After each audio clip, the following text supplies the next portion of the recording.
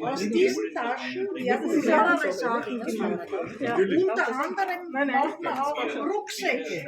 In verschiedensten Arten, doppelte, einfache, große, kleine. Und es ist gar kein Rucksack. Wer macht das? Wie immer das Gleiche verrechnet. Ja? So. Wie gesagt, es gibt die verschiedensten. Wenn du ein anderes willst, wo du so Schmusekatzen drauf hast oder was, ja?